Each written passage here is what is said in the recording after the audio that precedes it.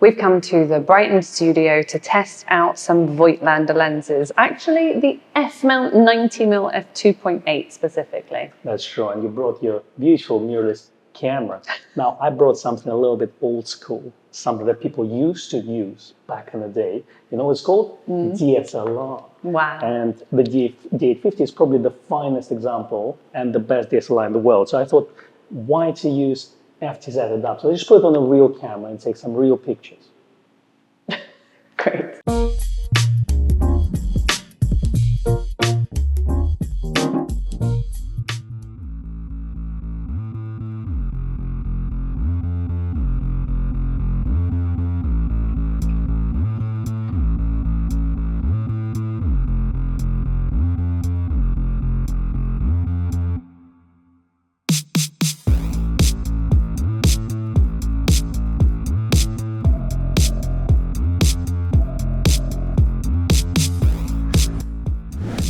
So with a lens like 85mm or 90mm in this case, if you're doing a full height portrait in the studio, you really have to have a lot of space between you and the model.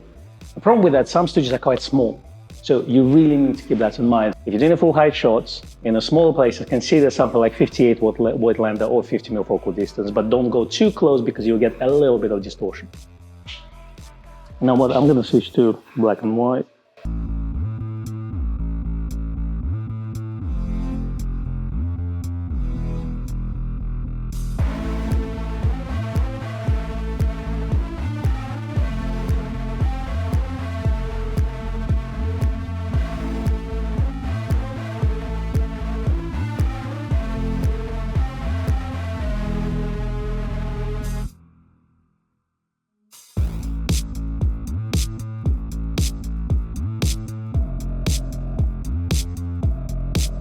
I put the 90mm on my Z6 because although it's a native f-mount lens, I want to see how it performs on the mirrorless camera. So fancy. I know. Is that so? Here we go.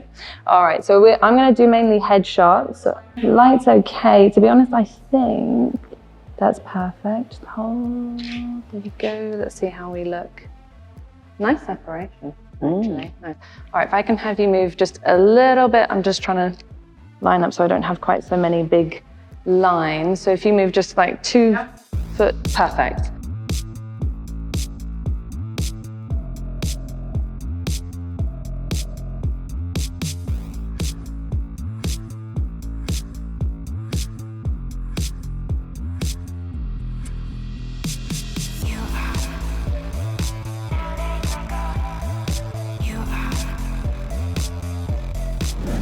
Interesting.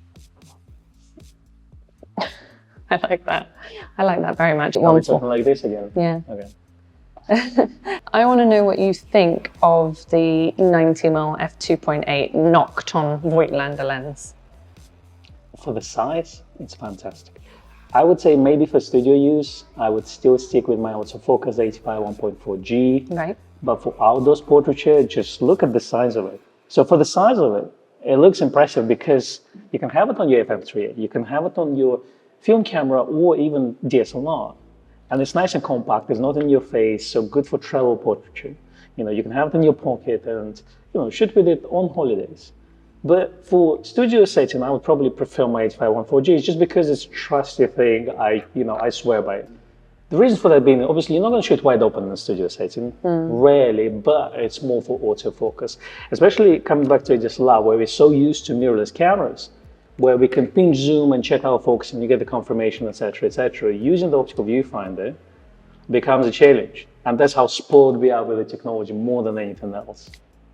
For someone who doesn't really use the 85mm focal length, this 90mm is really small and compact. It's actually a nice sort of option if it's a lens for occasional portraiture. But as you say, if it's your bread and butter, you probably want an autofocus lens, and that makes total sense.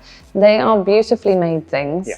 So there is also that kind of tactile feel to it. It's actually smaller, but I would liken it to my old 85 1.8 pre-AI, which obviously has to be converted. I had one, it was very nice, but it was almost double the size of that. Well, the thing about that as well, obviously this one will be sharper, but with something like 1.8 or 1.4, you will get more shallow depths of field.